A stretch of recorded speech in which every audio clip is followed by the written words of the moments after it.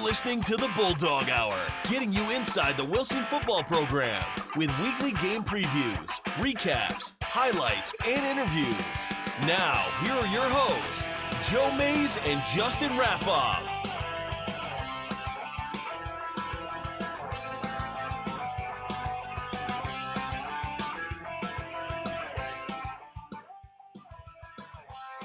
All right, well, good evening, everyone, and welcome back to the sixth season premiere of the Bulldog Hour.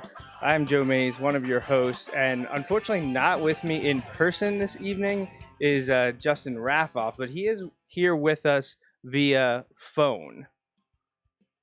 Yeah, it's not great timing this weekend. No, that's okay, but we're glad that you are here to join us because I am not alone here tonight in the studio.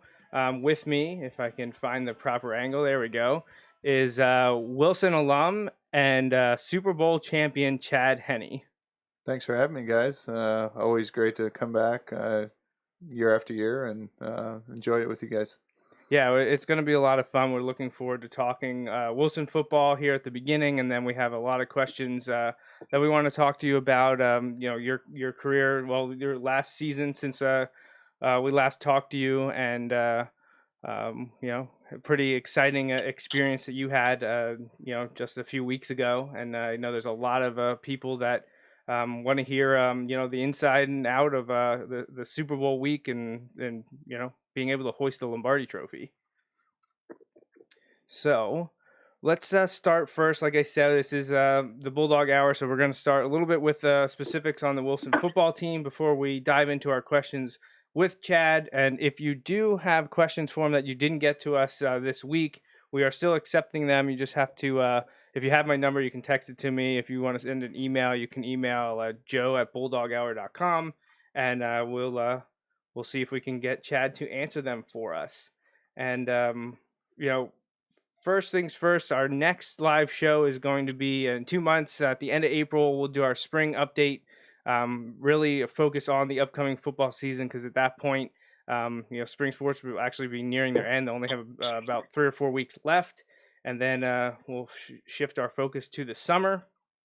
And what does 2020 have in store? Now, this is right now a little bit unofficial. If you'll notice, there is a game listed for the week of September 18th. That is week 4, or week 3 if you count week 0. I know it's weird. It's the 4th game. So September 18th, right now, there's a possibility that Wilson will be playing at Roman Catholic. That is, again, unofficial. It has not been signed yet, but it is filling in the bye that was penciled in there for the last few months. And yes, you will notice that means it would be 4 home, 6 road for the Bulldogs in 2020. And that's just, a byproduct of going to an additional section in the LL League for the next 2 years, of course, until what is looking more and more likely a merger with the Berks League, forming the Lancaster-Lebanon Berks League for the fall of 2022. So we'll get all into that in the April show, because at that point it is expected that the LL League will officially be merging with the Berks League for football only. So we will talk about that in about 2 months. Again, just a quick look at 2020, our returning starters and contributors from this past season. I have it up on the screen if you're watching. And, we look forward to talking about these guys again in the coming months. Justin, you have anything Joey, to add? Yeah. Yeah, just real quick. If you also look at the 2020 schedule, you'll notice that the scrimmage is different this year. Yes, thank you. For the first time in a long time. Right. Just about a month or so ago, we found out that Parkland was no longer going to be the scrimmage partner. That was their decision to change the game with us. And quickly, Coach Doms and the team was able to find Phillipsburg, New Jersey, to come down to scrimmage at Gursky this summer, August 22nd. That is the team that normally plays, I believe it's Easton. I believe in that boundary rivalry between New Jersey and Pennsylvania. And they had talked to Coach Doms just like a week or so before Parkland decided to change it up a bit. And Doug reached out. Phillipsburg's on the schedule. And it'll be interesting when we reciprocate next year because of changes with buses. School buses cannot go across state lines according to Wilson policy now. So I don't know, the team might be walking. I don't know. We'll see what happens with that. Well, to be fair, if they can take it to the river, it's not that far from there. That's true. We just go right yeah. up to the border. We should be okay. On Tuesday night, the Tradition Club honored Coach Doms for his signature 152nd win as head coach of the Bulldogs, and that broke John Gursky's longstanding record of 151. The Tradition Club, led by President Barry Aiello, commissioned a art piece by Wilson grad Josh Launeberger. He's at the Taped Crusader on Instagram, and it is a wonderful art piece completely made out of duct tape. So it's a really cool thing to see. And actually, the man sitting here with me has gotten a piece from Josh before last summer. So you got it at the Reading Phillies night. Yeah, I mean, it's unbelievable. It's direct replication of myself at Michigan, and he's done phenomenal work. And I'm definitely going to be hitting it up in the next couple of months because I'm sure Joey will show you a couple of the photos that were at the Super Bowl. And I definitely want a piece done by him for the Super Bowl for me as well. So I'll be hitting him up in the next couple of weeks. Yeah, that would be a cool bookend to have with your incredible one that he did of your time at Michigan, and then having a Super Bowl champions art piece to match. Sounds like a good plan. I'm sure Josh would love to be able to do that for you. So congratulations again to Coach Doms, and it was a great thing for the Tradition Club. We were able to surprise him, so he was very thrilled with the piece, and it was a lot of fun. The next Tradition Club meeting is the first Tuesday in March 3rd, 7 o'clock at Chef Allen. So if you remember the Tradition Club or you'd like to join, you can meet us there. One of the other things that we wanted to debut tonight, I don't know how many people do or do not know this, so maybe it's a big deal, maybe it's not, I don't know. But the team is switching up the helmets again this year and completely removing the Bulldog this season. If you recall, last year they used the vintage W in football logo on one side, and on the other side had the Bulldog with 75th season inscribed inside it. And I talked to Matt Bender last month, and he told me that the odds were looking favorable, that they were going to completely scrap the Bulldog and go with a complete throwback to the 70s, 60s, and 70s with the W football on both sides. And I confirmed that with Coach Doms on Tuesday. So if you weren't aware of that, now you know. And I'm sure some of you have a lot to say about that. So I think it looks great. I think it's pretty cool. What about you, Justin? Yeah, I like the look. I like the look this past season. I thought it was cool. It was something different. And I think, like you said, it can rotate every couple of years. I like it again this year, taking it one step further. I know you have like some crazy, in my mind, crazy ideas, of like cool things for helmets. But I think this is a pretty cool step. I think it looks cool. Chad, had you seen the one that they wore last year? I have not, but I mean, I always respect what has come in the past, and if you can do your due diligence in that way, I think the helmet looks pretty cool. Yeah, it's a little, it's not a huge change. It's not like they went to black or gray or a red base. It's just throwing things back. And the Bulldog has been ingrained on the side of the helmet in one way or another for the last, I think, 42 years or so. It was the late 70s when that was converted.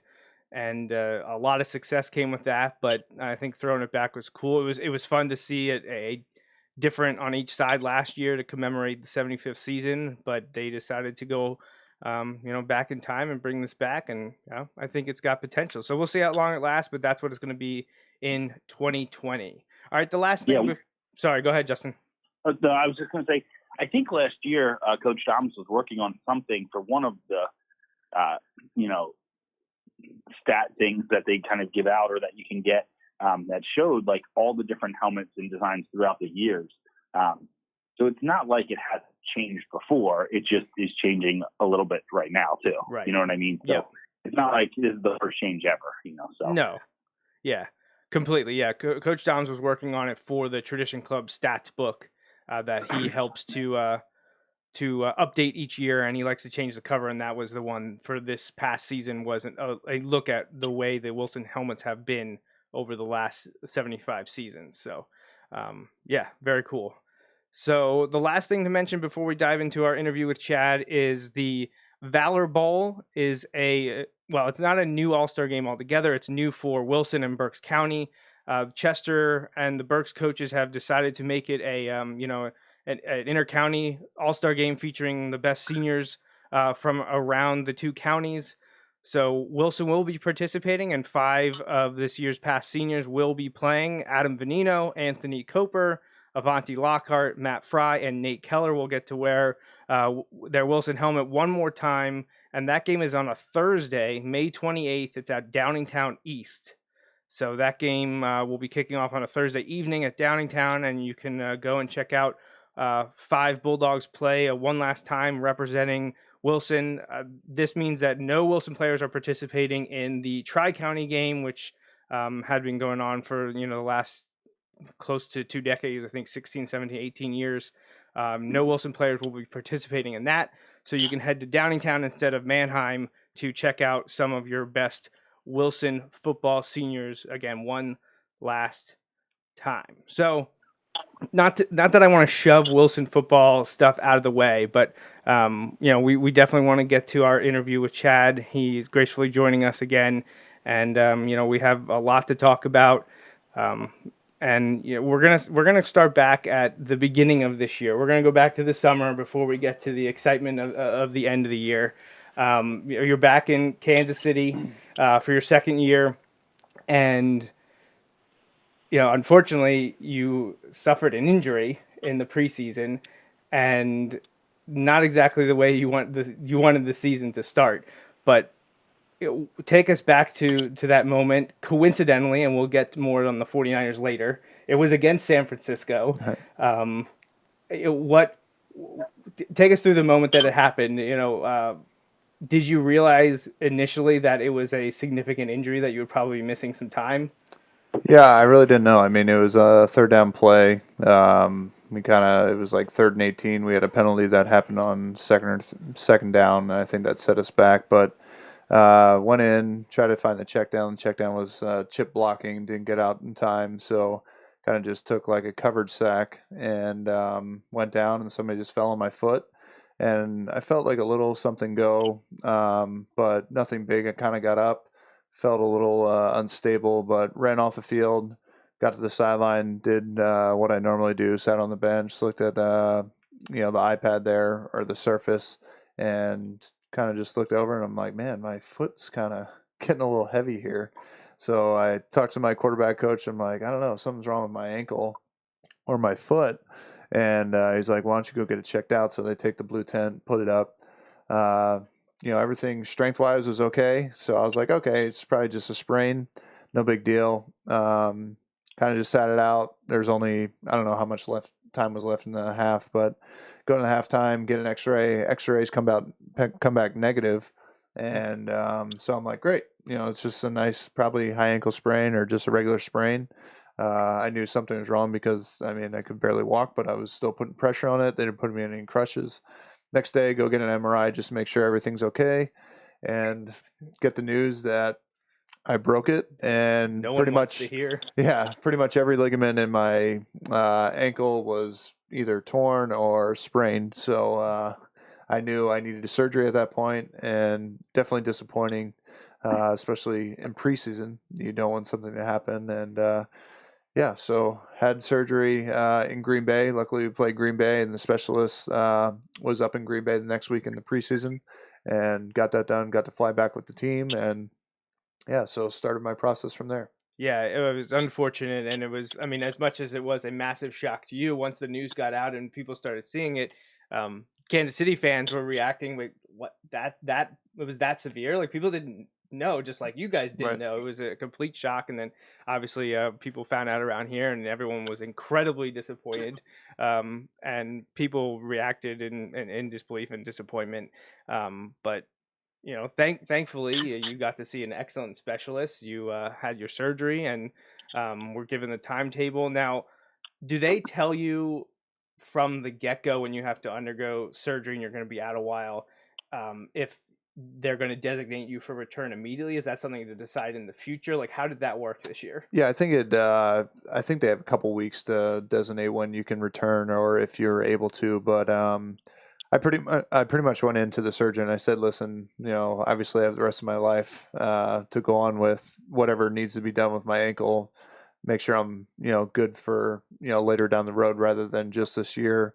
And so he put in a couple screws. We have a plate in there, a couple tight ropes for the sprains, and gave me a timetable. He said about 10 to 12 weeks. So I said, okay, well, there's a couple more weeks left in the season at least that I can possibly get back. And, knowing my personality, I was like, well, I can beat that and get back a little bit earlier.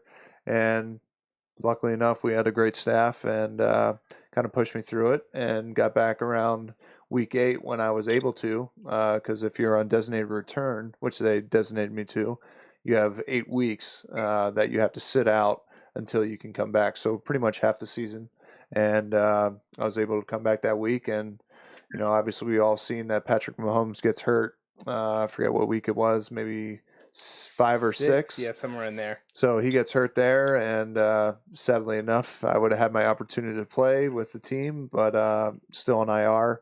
And I was very close to coming back. And, I got 2 weeks left and come back. And Matt Moore played that one game. And then whether we would have competed next week or not, Patrick was healthy, so he came back and played against the Titans. So yeah, and the Chiefs started well this year, 4-0, then suffered a little bit there in the middle of the season or early middle of the season, losing 3 of the next 4. Mahomes was injured in week 7. I just have to look at my notes, but I just look at my notes.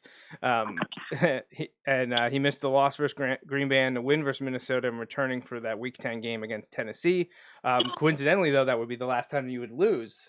So that was a kind of a good thing. You don't want to lose a game, but if it means you're going to rattle off, what would it be? it was Like 10, almost 10 in a straight. row. Yeah. So pretty good thing. So now I have up here, one of the reporters saying about how you had the issue and we're going to need a surgery and everything. And I have a Chiefs fan here. I'm responding that they didn't like that news. It wasn't the only one, as I was looking through, trying to update everyone with what was going on back here in the West Lawn area with what's happening with your career at Kansas City. And during my search, I noticed that there was a little bit of a grassroots campaign going on that Justin says he saw this past summer, and I'm a little mad at him that he didn't let me know about it.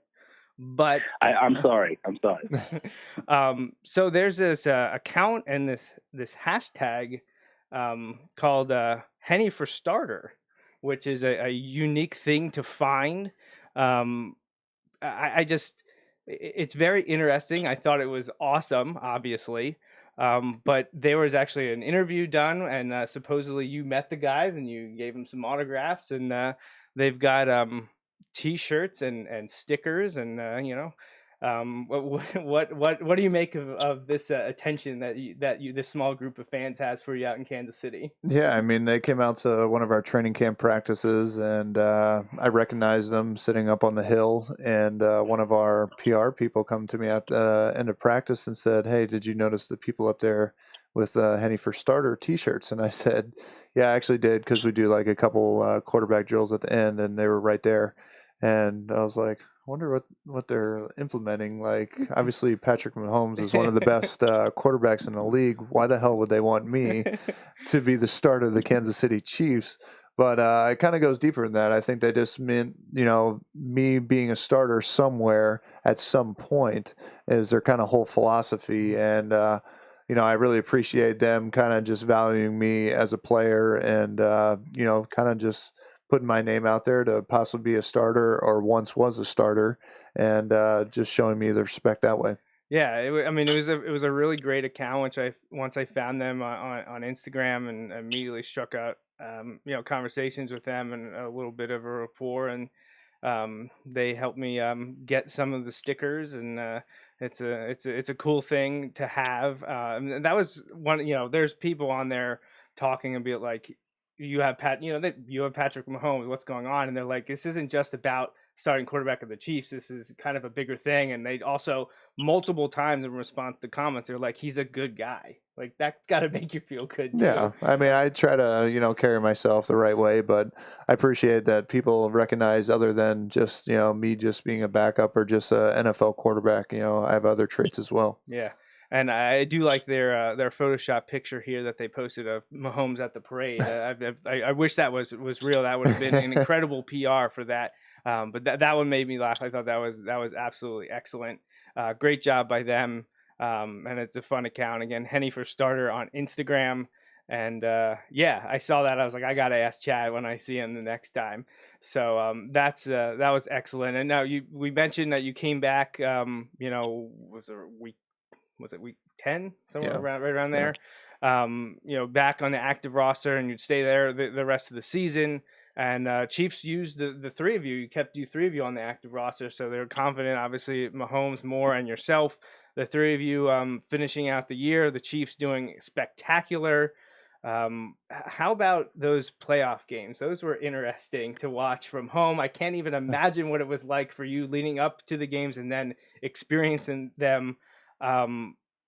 So we start with the first one. You are, well, actually, I can't skip over this. You guys earned the bye, obviously, with your incredible work during the year. Then my Dolphins, your former team, go to New England and upset the Patriots and get you guys bumped up to a bye. How did you guys react in the locker room? Because I've heard how the fans reacted. That was an awesome video. What were you guys thinking after you heard that New England had lost in Week 17? Yeah, I mean, I think our fans in Kansas City, once they started chanting like Dolphins in the stadium, we're all like, what the heck are they talking about? And we were kind of following the game. We were up in the game against the Chargers, and obviously they showed the scores throughout the scoreboard. But once we saw it, I mean, we were so pumped. I mean, to get home field advantage, one thing. I mean, obviously we weren't the first seed, but to get that 2 seed and get the bye and kind of get our guys a little rest for that extra week, we felt was definitely beneficial for us to leading up to the playoffs. And then obviously, how the playoff games, go.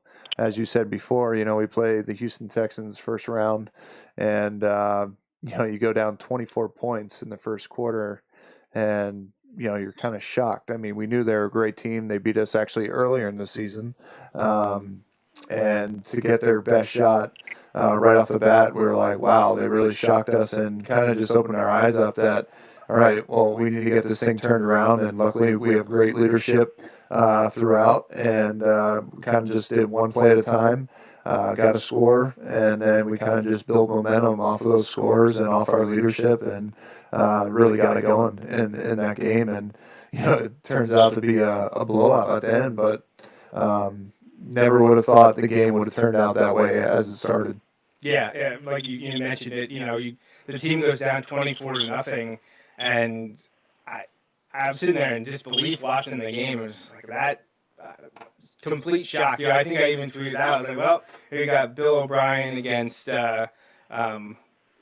Tennessee. I can't think of his name. Mike Grable, the two New England. Two New England, disciples. It's like just what I want you to sort of hear for the next week. Everyone's going to focus on New England when they're not even going to be a part of this game. And then, incredible Chiefs comeback. It was there.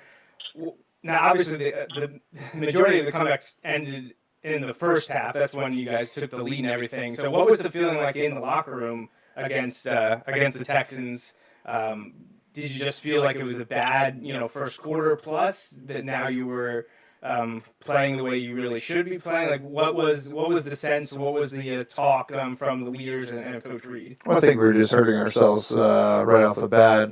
It wasn't play calling, it wasn't anything like that. We were just not connecting on all cylinders, whether, we miss a pass here or, get a penalty to start some of the drives that were just putting us in negative positions.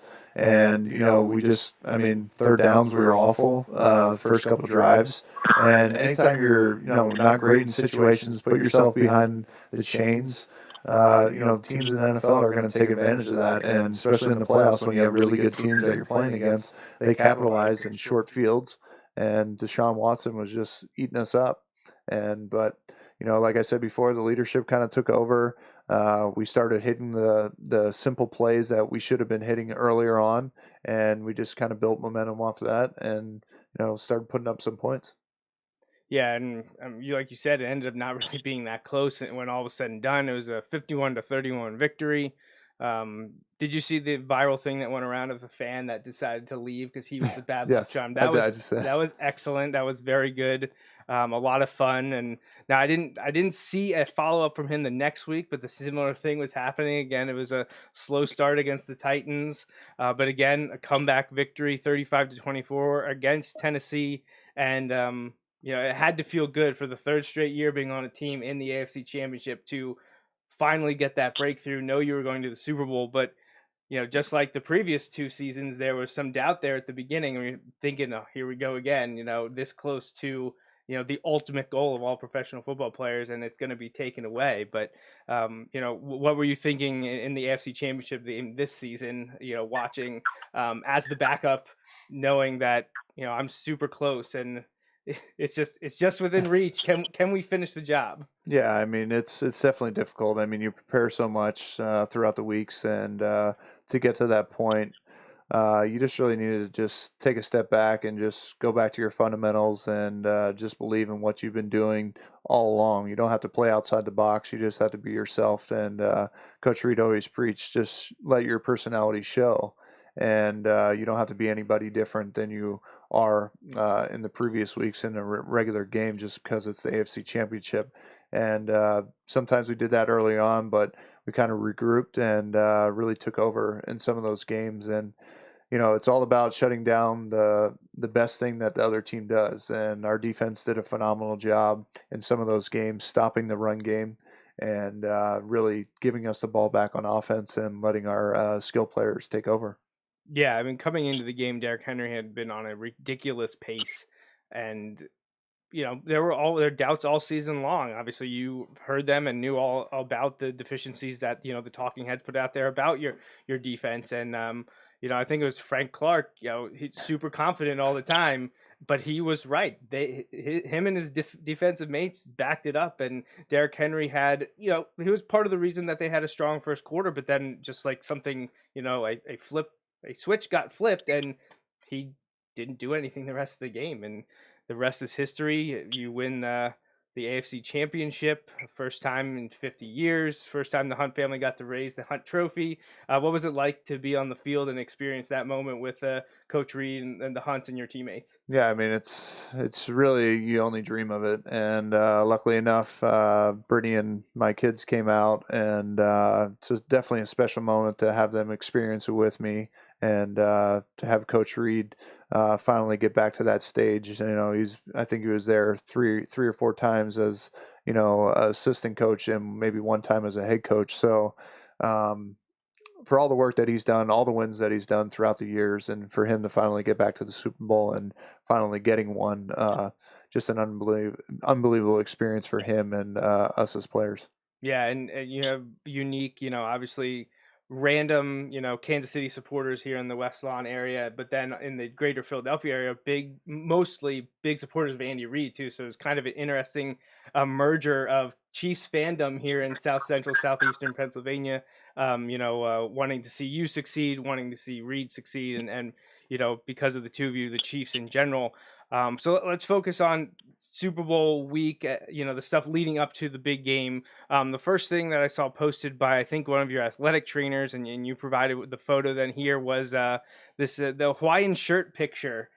Whose idea was that? So it was Patrick Mahomes and Garrett Dieter, one of our receivers on the team. Okay. They kind of came up with it, and Coach Reed kind of mentioned it throughout the playoffs. He's like, man, we want to get down to Miami, and he's like, I want to wear Tommy Bahama shirts with the warm weather. And we kind of carried that along. We kept it in the back of our minds. Obviously, it's one game at a time, but once we finally got there, we all made the decision. We're like, all right, let's get these shirts. And our fan shop was actually selling them in the stadium. Oh, nice. So Patrick, kindly enough, got us all some shirts, and we were grateful to, have him get them for us and put them on and show respect to Coach Reed and, get to that warm weather. Yeah. And what was his response when when did he first see you guys? Was that as a group? Yeah, he probably saw us. I think it was on the bus. So Okay. when we get on from the facility to the airport, we all travel on the bus. So we kind of all stood up at one point, and that's probably the picture right there.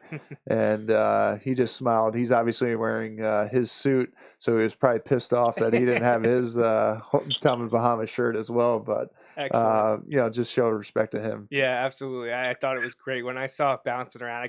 I think it was Jill Wolber that noticed it first, and then as soon as she saw it, I was like, oh, I have to put that out there because I knew everyone would absolutely love it. Again, you and Andy Reid, the combination, there can't be anyone out here that was rooting for the 49ers that week. So, or very few. I know there are a few 49er transplant fans, which is funny though, because you were 49ers fan. I was because of Joe Montana. Yeah. So what was it like, just the coincidence again, back to the preseason, your injury happens against the 49ers and you were a 49ers fan because of Montana growing up. Now playing for the team that he finished his career with. It's kind of a weird mesh there. Yeah, all of the signs that came out. Obviously I was a San Francisco Joe Montana fan. He played in San Francisco, then he goes on to the Chiefs.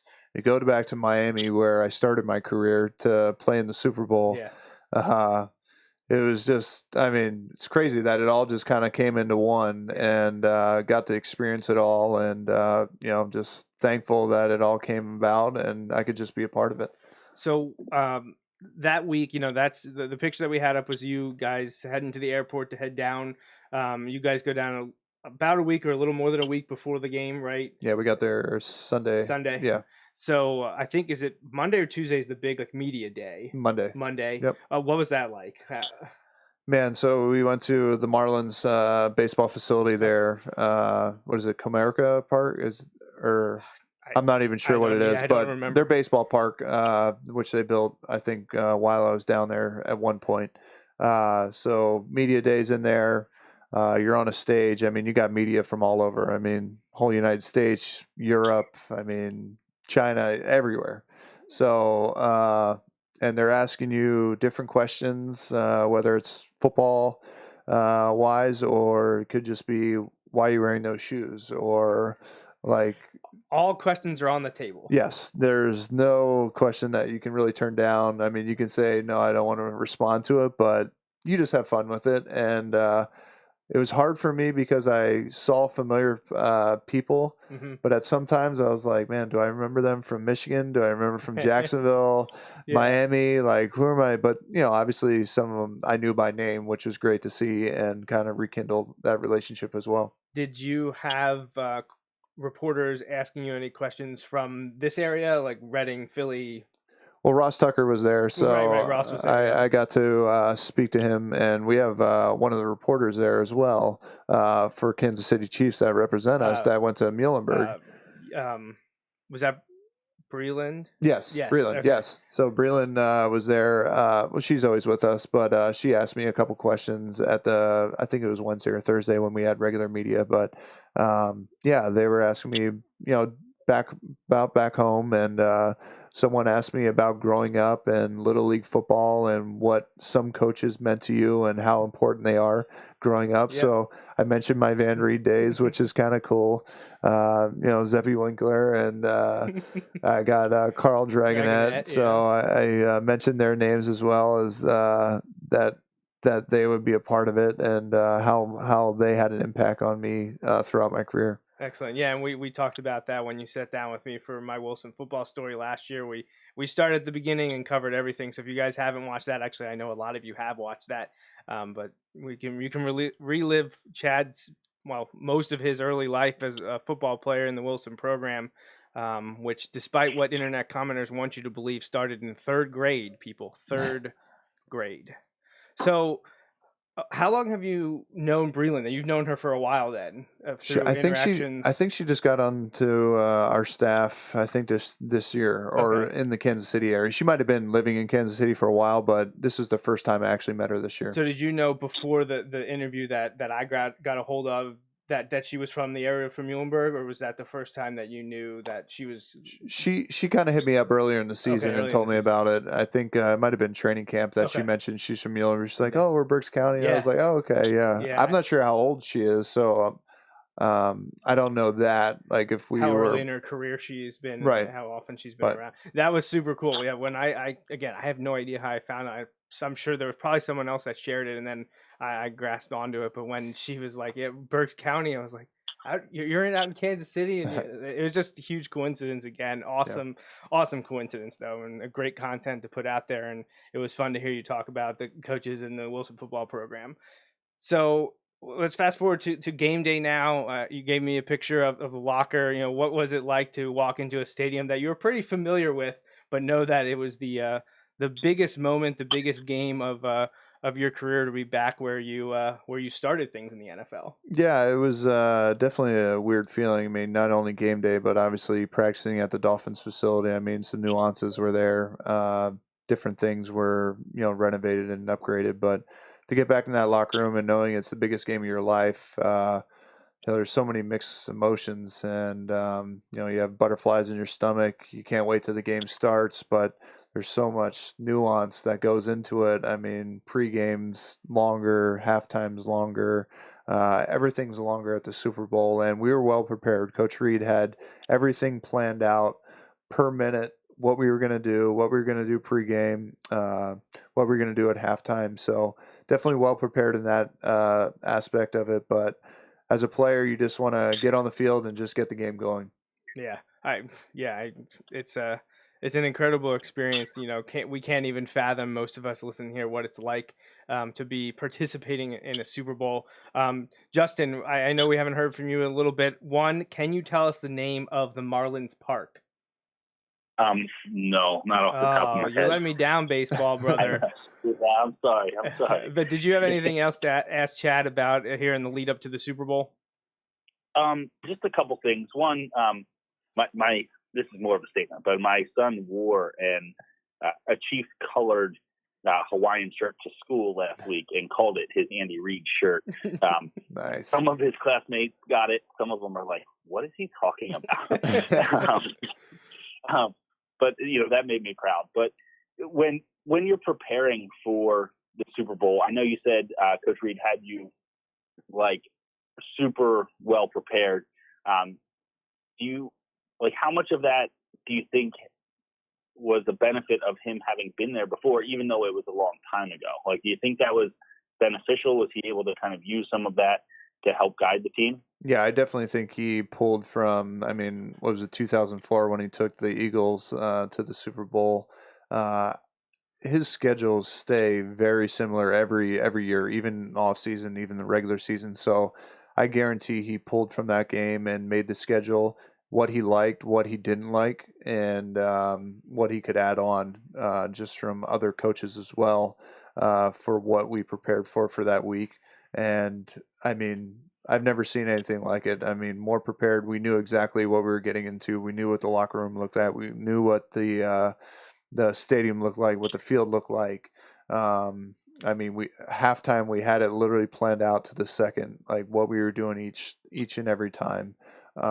So we didn't ever have to think back and just be nervous or have to think about what we did or what we need to do. We just were so prepared in that way, and he did just a phenomenal job with that to just take the ease off a lot of the players. Awesome. Yeah, I have to kind of like echo a lot of what Joey mentioned before about how a lot of people in the area were definitely pulling for Andy. Admittedly, it's probably a little easier because the Eagles were able to get one a couple years ago, and it's been a few years. Like if it was the year after he left Philadelphia, that would have stung a little bit. But I was certainly in that group. I know I had someone come up to me this week and ask if I could bring this up with you, but they back when Andy left the Eagles, when that situation came down, people were all over the place, and some people from high school actually made a bet that they put on a napkin, and they've held on to that napkin since 2012. And one was convinced that Andy Reid was going to win the Super Bowl in Kansas City, and one was convinced he wouldn't. So they were really, really happy, and they asked that I bring that up with you. So I said I would do my best to get that on the show. One side was very happy to see Andy. Yeah, exactly. And that would be can we say their names? Yeah, you can. Okay, so it was Greg Villardo and Matt Frazzo, and Matt was on the losing end, said that Andy would not win a Super Bowl, and so Greg is very happy at the moment, and he's may or may not be a little bit richer. We'll put it that way. So. Yeah, who knows? Maybe it's just hypothetical. But and then the only other thing on that topic is to revisit back to before the Super Bowl. Can we revisit our Super Bowl predictions? No, we're gonna move on. We're gonna move on. Okay. No, he's trying to get me because I picked the 49ers to win. That was not because I wanted them to win, but obviously Chad knows that. I just, we went over it on the show. We talked for a while. Justin's a homer all the time. He lets his emotions get the best of him. So he always picks the Eagles, and then if the Eagles are out of it, it's always going to be something else.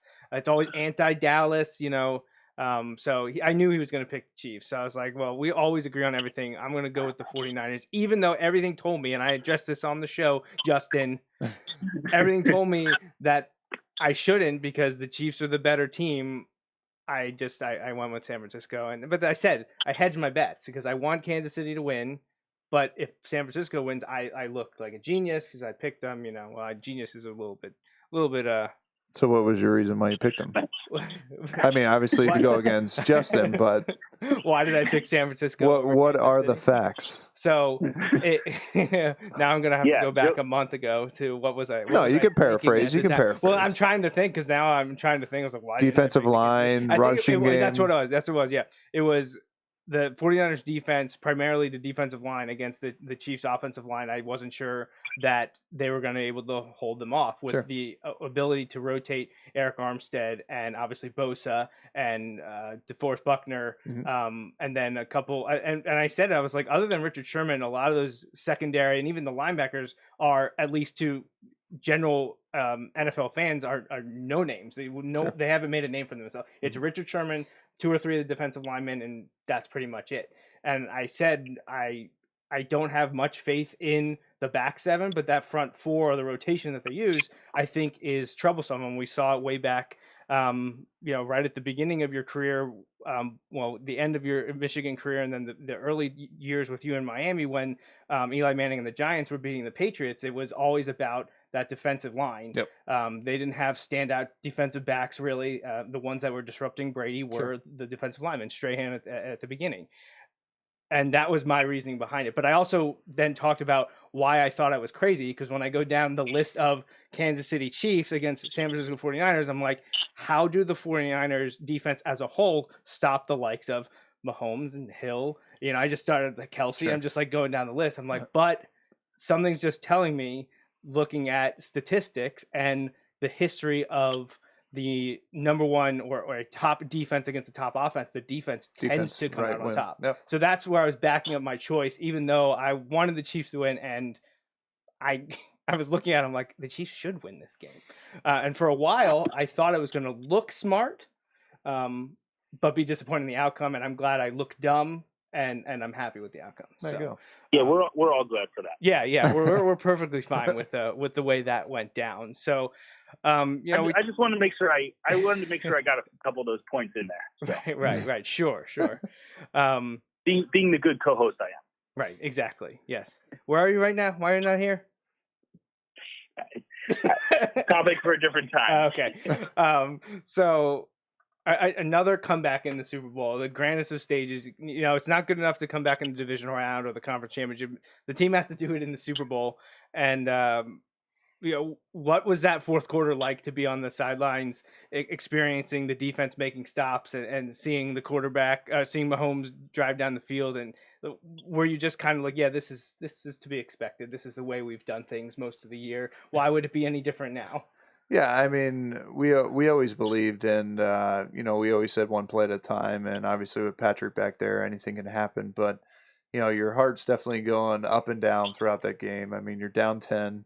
You're like, all right, what's going to go on? There's not much time left. We get the ball. It's 3rd and whatever that play was, 3rd and 18. We call WASP that everybody sees now, and it's just like he makes one of those spectacular plays, and then once he hit it, it was like. I mean, not that we weren't believing at the time, but it just made you reassure that we're back in it and we're going to win this game. And, we have some special players and, like I said before, special leadership. And from that point on, it was just like, we're going to go do it. And our defense stepped up big. in those situations, and we just kept pounding it and scoring touchdowns. So a lot of fun to be a part of, and I never hugged more men in my life throughout that process. And I mean, I couldn't be more proud of my teammates and the coaching staff at that point. Yeah, so the team goes on. Your lot comes out on top, and an incredible fourth quarter performance, and you reach the pinnacle of professional football. You're now a member of a team that has earned the Lombardi Trophy. What was it like when the clock hit all the zeros and the confetti started to fly? What were you thinking at that moment when you knew you had just won the Super Bowl? I mean, I think you think back when you're a kid, and I think you go through the years and all the hard work that you put in throughout these years, and you start to think about all the people. I mean, I mentioned it last year that helped me along the way, whether it was, Van Reed football, Christ wrestling coaches, basketball coaches, track coaches, football coaches, all the mentors, all the friendships. My parents, my wife, my kids, my in-laws. I mean, all the people that were a part of this. Just you think about that, and it's just a whirlwind. And then when you get to see your wife and your kids and your family at the end of the game, they come out in the field, and you just look at them and like, we did it, and we all did it together. It wasn't just me, and there was a lot of people that went into it for that moment. Yeah, and you thank you for providing these pictures. After the game was over, I had made something as the fourth quarter was going on. I started making a photo to pop up there, but obviously it was nothing related to the Super Bowl. It was a picture from one of your earlier games, but I just at the right time, late at night, pulled up social media and saw your mom had posted some pictures, and I messaged her. I was like, "Can I use those?" And it's only become the most liked picture I've used on any of the Wilson football social accounts. So I immediately, when you said you're like, yeah, I'll come on the show again, I was like, well, do you have any pictures? And you gave me some incredible ones, including the ones that I have up there right now, which are awesome. You and the family, you in the locker room, awesome stuff. But I do want to go back to the one that I had just had up because I didn't do my sleuthing to figure out who you're celebrating here with. So who's to your right in this photo? So that's Kyle Shermer. He's one of our quarterbacks on our team. I'm sure you guys know, his dad, Pat Shermer, was the head coach of the New York Giants. So he's a great kid. He helped us out this year. He's a smart kid, and he's got a bright future. Okay, I figured it was one of the quarterbacks, but I was like, I know that's not Patrick Mahomes, and I was like, I don't think that's Matt Moore. He looks like a younger guy. Yeah. So there was a couple guys that I could narrow it down to, but I never checked it out. So I wanted to make sure I asked you who you were celebrating with, because that is an epic picture. Who took that? Did you take that? Or I don't know. I think one of our photographers took it. Oh, okay. Yeah. Or no, actually, that's Kyle's cell phone. Is it? Yeah. So Kyle, it's crazy. Like the practice squad players had to actually sit in the stands because of all the room on the sideline for everybody else, which I felt terrible for. I mean, I was like, this is ridiculous. If there's any way I can help that he could be on the sideline, because he's helped us. I mean, no player deserves to be up in the stands, but so be it. But he came after the game, and he had his phone, and we definitely got a great picture there. Yeah, that is really, when you sent me that one, I was like, that is an awesome picture. I mean, you're holding the trophy. You guys are obviously super excited. The confetti's flying. Yeah. Did you pick up any of the confetti? Did you keep any of that? Chase and Hunter, my kids, were all about it. They were picking it up, and I was like, all right, well, what are we going to do with this? It's not like we can just take it and stuff it in your pants or do something with it. But they might have a couple pieces at home. I'm not sure if they do or not. I know some of them, at least the white part of the red, yellow, and white had tweets written on it. Did you see any of those? I did not see that. Yeah, no. I saw pictures afterwards of people tweeting. One of them was, and maybe I don't see why would people lie about this, but I saw multiple people posting pictures of the confetti and the white ones having tweets, and they would tag the handle and be like, this was used as part of the celebration, because there's all Chiefs fans, obviously. But one of them were some of the players that have tweeted stuff before. One of them was Mahomes saying what it would feel like to say, I'm going to Disney World. He had tweeted that out 8 years ago or something like that. That's pretty cool. It was pretty cool to see. So I didn't know if you had caught wind of any of that or if you had seen any of that. But yeah, so There was that super cool video of Chase doing cartwheels on Oh yeah. Yep. that was fun. So he was definitely living it up, having a great time. What was it like to be able to find your family in the crowd after all was said and done? You know, was that difficult to track them down, or were you able to find them pretty quickly? Yeah, because it takes so long. I mean, you kind of sit out there and you're just waiting. You're like, okay, I've seen enough of my teammates, which you should be celebrating with, but now I want to see my family. And sadly enough, they only give you, as many tickets to get on the field as your family. So if you had one significant other and you were just married, it would just be your wife or your girlfriend. And for me, obviously, Brittany and Chase and Hunter, they were the only ones that got to come down. And everybody else that was at the game had to just kind of stand in the stands. So it's a shame that way, but I got to see the kids and Brittany, and I mean, brought tears in my eyes. I mean, literally, it's so cool to experience this, and for them to experience at a age that they can really just appreciate it and be a part of it was so cool. Yeah, take it all in. It was very cool to know that you were celebrating there with your family, and I know your parents couldn't get onto the field, but I know you got to take some pictures with them as well, and your sister was there. Yeah. You had a great contingent there cheering you on. Absolutely great. A couple more pictures here that you sent along. Another one, is that on the plane heading back to Kansas City? That was heading back. Yep. And now, what's the story with the belt? So Travis Kelce got that belt. I'm not sure I don't know if the WWE actually sent it to him or what, or made it for him, but you never know what he's going to do. I mean, you see it on the field, you see it off the field. He's a character, but we were at a bar, I think, afterwards celebrating with the guys, probably Tuesday or Wednesday after our exit meetings. And he brought that out with us, and I thought it was so cool. So I was like, I needed a picture with it.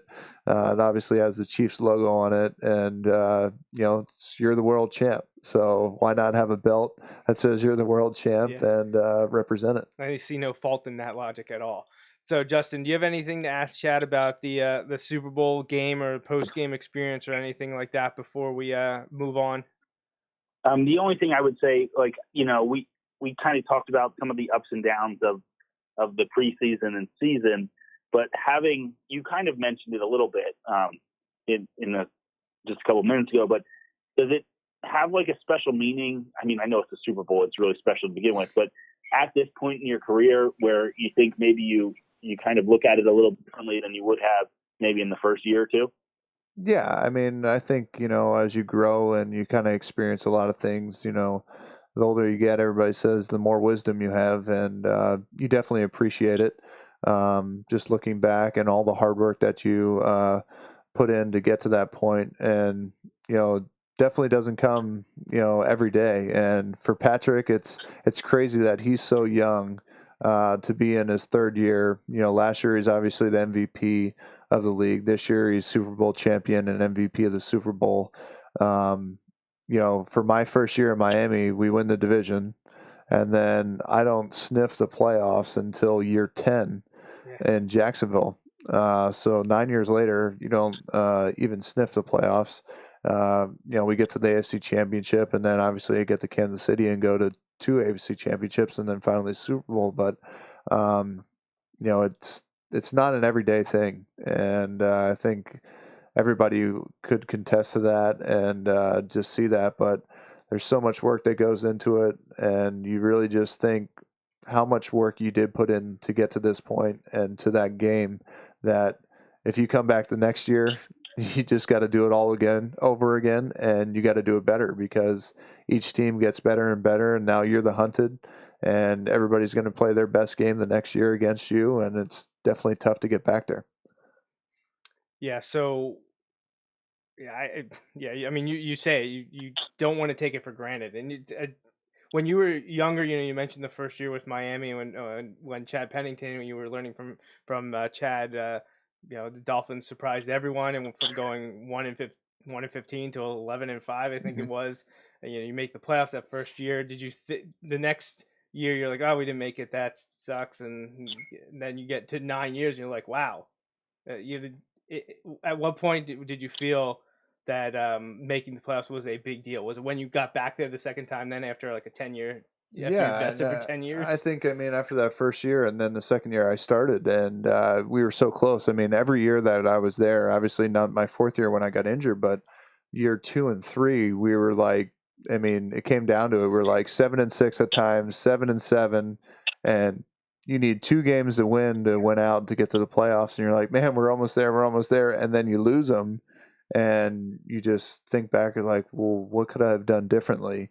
And I think it's always the woulda, coulda, shouldas, but at the same time, you just look at yourself and kind of realize, okay, well, I could have been better in this place, or we could have had help here, but it's tough, and you definitely can't take anything for granted, and you just got to keep putting your best foot forward each time, and play your best football at all costs.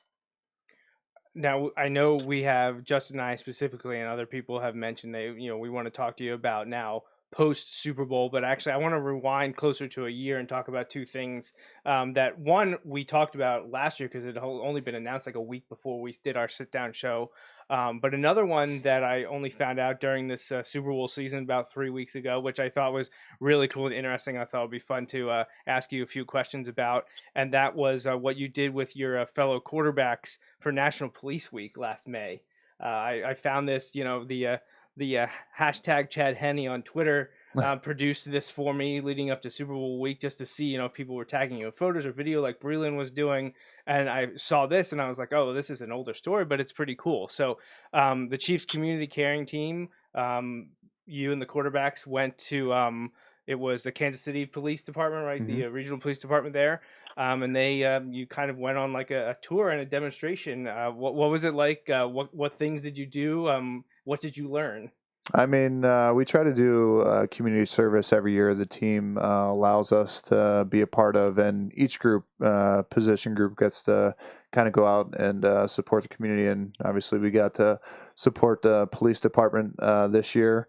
We went to their training facility out in Kansas City, and I mean, it was unbelievable. We first started off good car, bad car, and we were taught how to kind of like bump a car and make them spin out, pretty much to deteriorate the car so they're out of, they can't, move forward anymore. And they asked us at the beginning, you have the opportunity to do good guy, bad guy. Who do you want to go first? And obviously I was the good guy, and the other guys were the bad guys. And so we were trailing, and they said they're on the microphone, and they're saying, we're at 40 miles an hour. Go ahead, and you can now hit it. And the bad guys going 40 miles an hour. We pull up. We're probably about like 45, 46. And you kind of just pull up the side of the bad car and literally just give them a little tap on the side. And then they spin out, and you keep going, and then you obviously make the collect the bad guy. But the bad guy was unbelievable. I mean, you're thinking 40 miles an hour, this car's going to flip. Yeah. I'm in this car. There's probably a lot of liability here, a lot of insurance going on that we did not sign off on.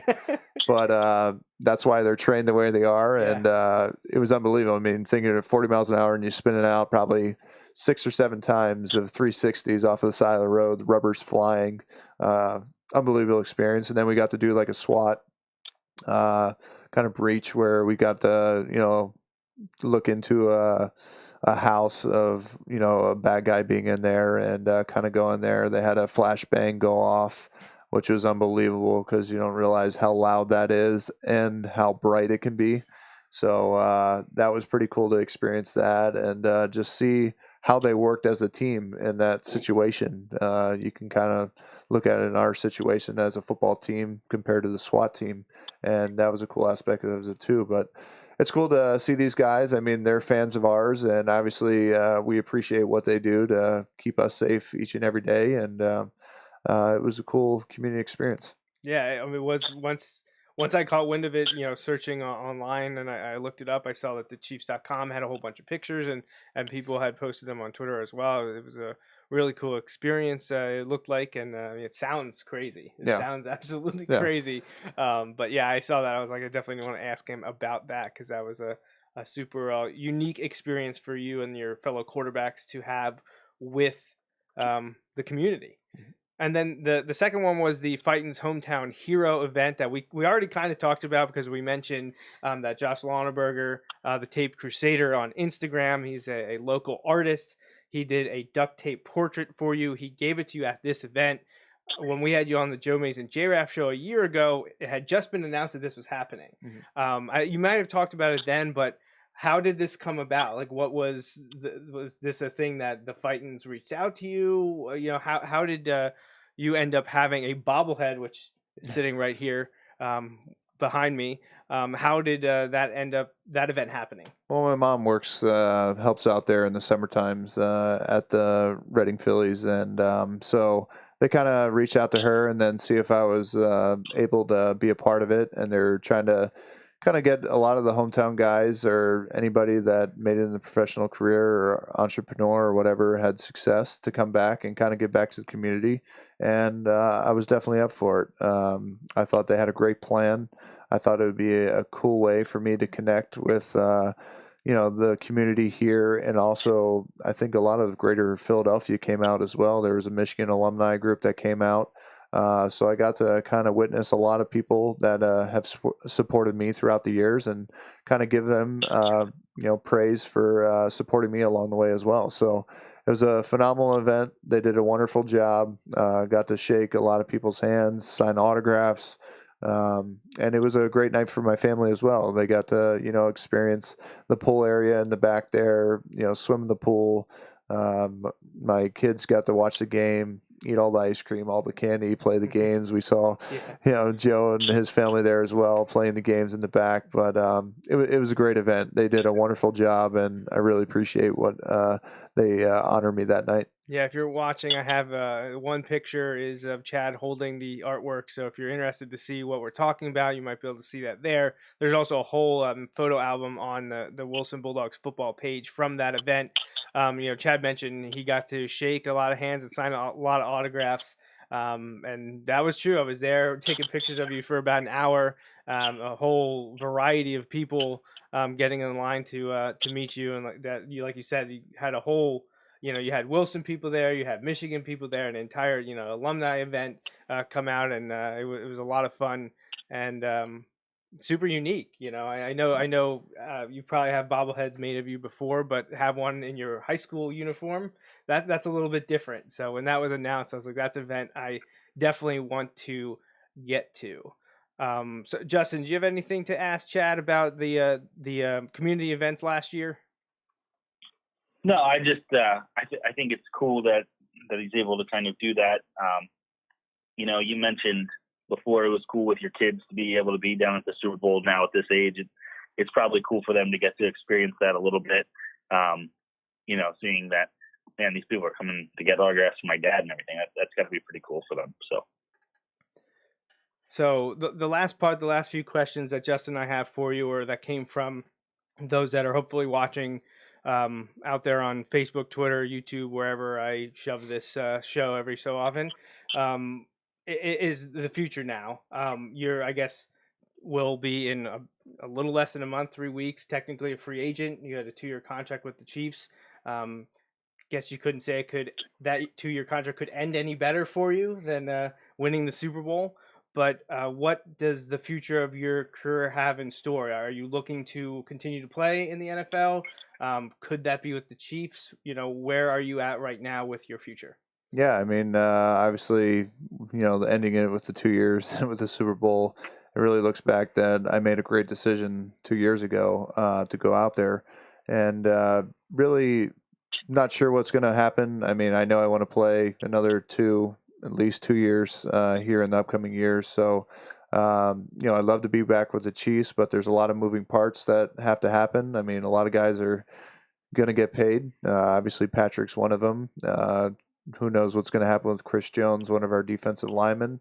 So there's a lot of moving parts, and free agency is always tough. But I had a great exit meeting with them, all the coaches, very positive. Which made me feel very comfortable of possibly coming back. But like I said, you never know. And, my agent's kind of going to the combine this week to talk to a lot of the teams and kind of get a feel of what they need and kind of what I'm looking for as well. And we'll see where it goes from there. Do you let your agent handle most of that stuff, or do you tell him, hey, these teams are interesting to me, or these teams I'm not that interested in? Is it come down to geography, location? Is it, are you looking for a roster that's ready to win again?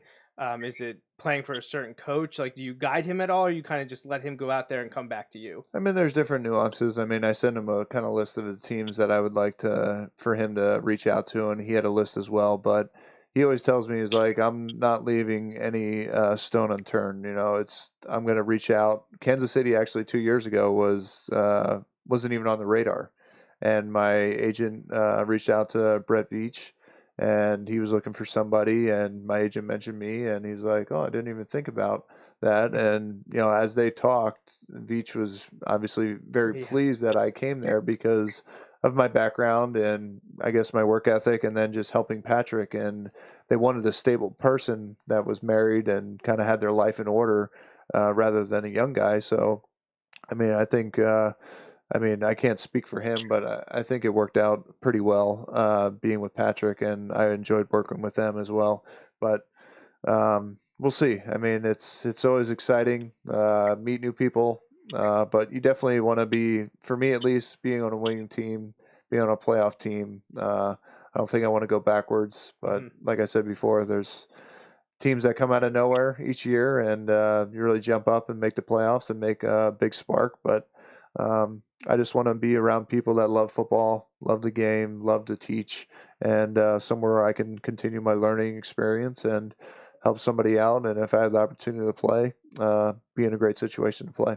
So keeping your options open, wanting to keep play. That's the biggest thing is, I think some people, not that I've ever experienced this, but you hear guys talking about it when they're getting to the, 10, 12 years in the league. And do I want to put my body through this again? Do I want to take all the time, to get ready? Because as much as, you hear fans talk about the offseason, we know that that's not exactly true for the players and coaches involved around the league, that you're always training or studying in some way.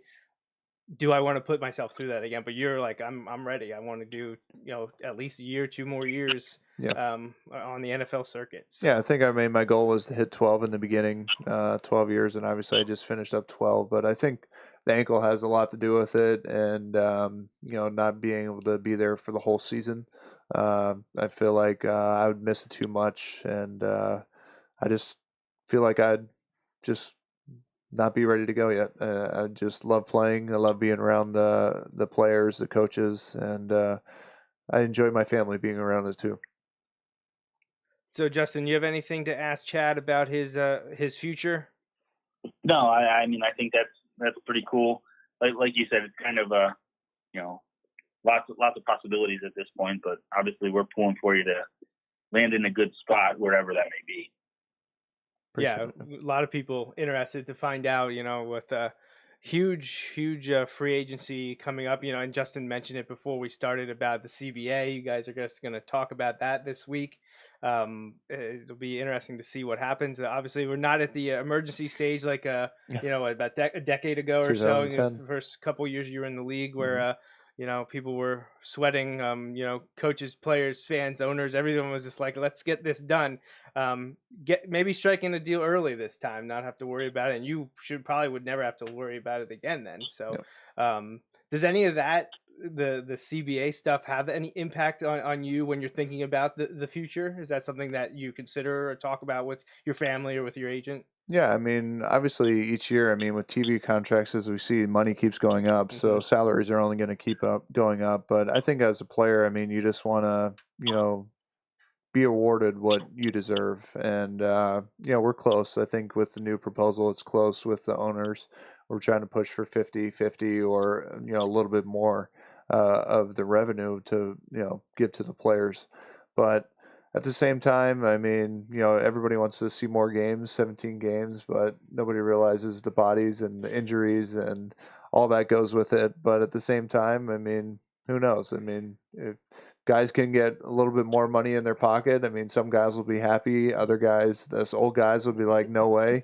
We just want to stay safe and healthy and just get out of this and move on to the playoffs and cut as much out as we can.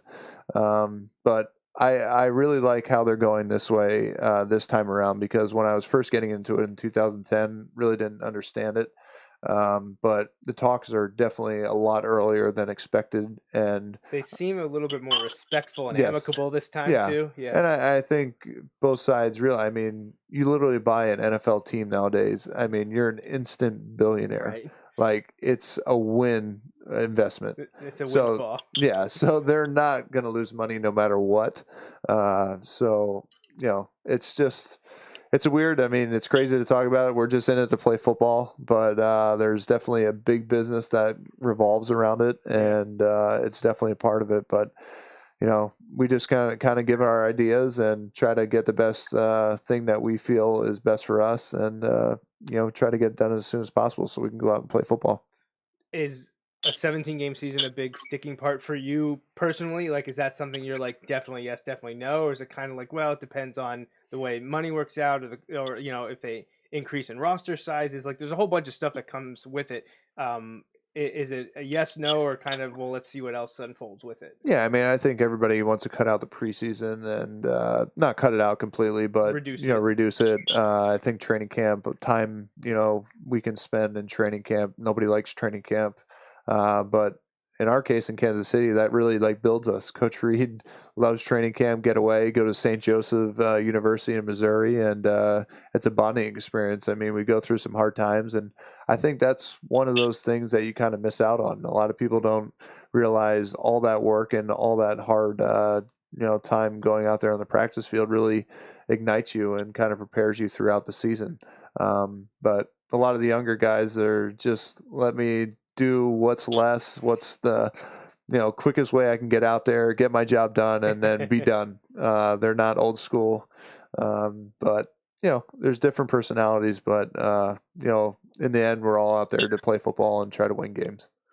My last question, and then I'll get Justin's last take, and then we'll wrap things up, is how about the rumors about the expanded playoffs? What do you think about that as a player? Do you like maybe having an extra opportunity that teams in the past wouldn't have had, as sneaking in as a seventh team in one of the conferences, or do you think it waters down the regular season? What's your opinion on that?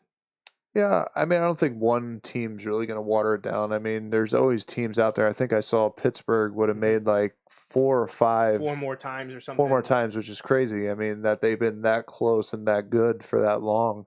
And some of those teams deserve it. I mean, you come down to the haywire, there's a lot of things that have to happen in the last week of the season for you to get into the playoffs. But then again, there's another round of playoffs, and that's more for player injury and to make it through. Yeah. So that's where we stand as players. It's really the injury factor. Like, we all would love to keep playing and play as long as we can, but it's the injury factor, and you never know what's going to happen. It's 100% chance that you're going to get injured in this game because it's a contact sport. So who knows? But whatever happens, happens. And I'll still be here trying to play as long as I can. All right, Justin, do you have any final questions for Chad? Yeah, just one more, and this one's kind of changed the topic, but I saw that you got to stop by the Wilson basketball practice the other day, and I know a bunch of the guys were really excited about that. What kind of message were you able to share with them as they kind of enter this second season part of their year? I think Coach Coldren reached out to me a couple months ago and just asked if I would like to talk to him just of what it means to be on a winning team and kind of get to the highest point. And obviously, since we won the Super Bowl, they have an opportunity to do something special and possibly get that state title or first district title ever, I think, in Wilson basketball history, to go out in that standpoint and what it takes. So I kind of just explained to him, all the hard work, all the fundamentals, all the preparation that it does take to be a champion, and just the bonding factor, relying on your teammates, being accountable, trying to give them different nuances that I've learned throughout the years. Just give them, a lot of the guys were asking, what it was like in the playoffs, being down at one point. I don't know if Wilson, they have 1 loss this year. Not sure if they really have been down other than that point in this season. So they were asking the right questions, because some point in this playoffs, they might be down, and they might be down big. And how do you overcome that? And I just related back to the leadership needs to pull together. You play one possession at a time, and you just try to get on a roll. You try to get the rhythm going and try to sustain that way. But a lot of it is very similar to what we do on the football field in other sports. So it's a team sport, and it's not one player that's going to make it. Other players are going to have to step up. Stevie Mitchell obviously is a phenomenal player, but there's other players out there that need to be accountable and take charge as well, because you're going to see it going down the run. He's going to get double teamed, and Tyreek Hill was double teamed most of the year for the Kansas City Chiefs. And then it's the other players. Travis Kelce, what's he going to do? Demarcus Robinson, Sammy Watkins. You see Sammy Watkins make that great fade catch, right? Going down to set us up for the pretty much the winning touchdown to put us ahead to win the game. And you never know when you're going to be that player. And you just have to stay ready. You have to prepare like you're a starter if you're on the bench. And when your number is called, take advantage of it and help your teammate out as much as possible. Awesome. Well, Justin, I think we're going to let you go here, and I'm going to wrap it up with my Bulldog Hour ending spiel. All right, sounds good. So thanks for joining us via the telephone. Sorry you couldn't be here in person. That's all right. Thanks for working it out so I can still be on. Thank you. Thanks, Justin. Yep, you got it. All right. So, Chad, thank you so much for joining me and Justin again. This is the third time you've done us a huge favor, but, I don't want to say we wouldn't do it if people didn't tune in, but we probably still would bother you to come on the show, even if, people don't have any more questions. But every time I mention to someone that, hey, we might have Chad on again, there's immediately, oh, can you ask him this? So we appreciate you coming on, and especially this time getting on the main Wilson show to kick off our 6th season here on the Bulldog Hour. So I appreciate it. Justin and I appreciate it very, very much. Sure. Thank you. Like I said before, hopefully we can make it a yearly thing and enjoy it that way. I always enjoy talking to you guys. If there's a way to top it next year, I'd be very interested and know how, because I can't say that, a year ago we were just talking, excited and happy with the way that the season went, making the AFC Championship game twice in a row, being disappointed with how it ended. But, I guess there was always that possibility of, hey, we could be sitting here next year with a Super Bowl champion. And, knowing how good the Chiefs were and the leadership that you talked to about, and knowing how talented Andy Reid is and the staff that he's put around him, it should have been like a more realistic thing. But we know, as a player, that things can change wildly and really quickly. But it's great to see that that you got to the top. So it's awesome, and we would absolutely love to have you on again about a year from now. So, but real quickly to wrap up here. Do want to thank the Bulldog Hour show sponsors, May's Sandwich Shop, our 2 anonymous donors, Topher's 10th and Elm Cafe, and Andy Hearn. You can follow Andy right now during the basketball playoffs. He was at Wilson on Friday evening. He'll be there again Tuesday night as the Wilson Bulldogs basketball team hosts Cedar Crest in the District 3 semifinals. That game's at 7 o'clock from the Wilson Gymnasium. And should they win that game, and hopefully they do, they'll be playing in the district championship Saturday at 12:30 in Hershey at the Giants Center. So would definitely love to be able to get to that next weekend. How can you help the show? Sponsorship and advertising possibilities, always accepting in-kind donations, and Justin's favorite thing, spreading the word, like and share. And be sure to visit the website bulldoghour.com, not only for the show, but everything related to Wilson football. And I've got a huge archive being constructed on there, season by season information, pictures, videos, you name it, it's up there. So definitely check that out. Again, one last time, the next live show will be on Sunday, April 26th at 8:30 here, as usual, talking all things Wilson football as we get started and we head towards the 2020 season. But I think that is everything. So once again, thanks to Justin for calling in, and huge thanks to Chad for joining me here in studio to talk about his Super Bowl run with the Kansas City Chiefs. And we wish him nothing but the best as he continues his career in the NFL. So for Justin Raffoff and the Wilson Football Program, I'm Joe Mays. Until next time, go Bulldogs. for listening to this week's episode of the Bulldog Hour. Want more Wilson football? Follow the show on Facebook, Twitter, and Instagram. Subscribe to the podcast on iTunes and SoundCloud. Or visit www.bulldoghour.com. The Bulldog Hour is a featured program on jmnjrradio.com.